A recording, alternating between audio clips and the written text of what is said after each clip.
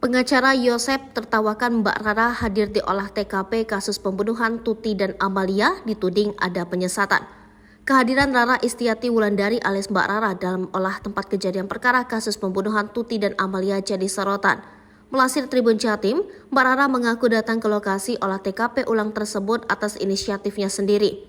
Namun, kehadiran Mbak Rara saat olah TKP ulang tersebut malah ditertawakan. Mbak Rara sendiri mengaku terjun langsung ke TKP lantaran prihatin dengan kasus ini. Menurut Mbak Rara, dirinya sesama perempuan dengan kedua korban ikut turut berduka cita. Ia ikut mendoakan Tuti Suhartini dan Amalia Mustika Ratu yang jadi korban pembunuhan para tersangka kasus Subang.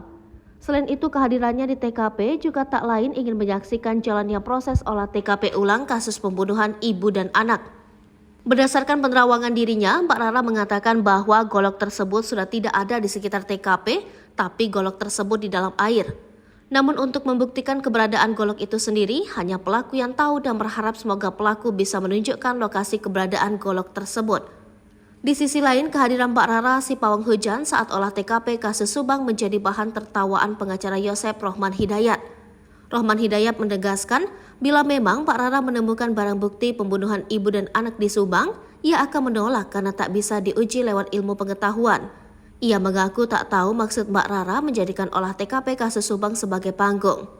Menurutnya, Mbak Rara bukan polisi, bukan kuasa hukum tersangka maupun saksi, apalagi keluarga korban.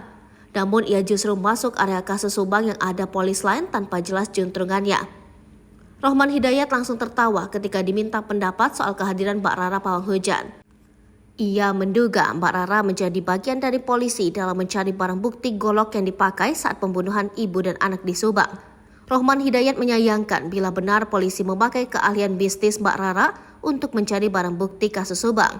Pasalnya dalam sebuah kasus tindak pidana semestinya mengedepankan ilmu pengetahuan yang bisa diuji secara rasional dan dapat dipertanggungjawabkan.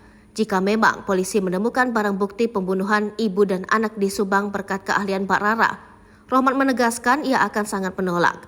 Sementara itu menurut pengacara Danu, Ahmad Taufan, menerangkan bahwa Mbak Rara memang tak memiliki peran apapun saat olah TKP kasus Subang.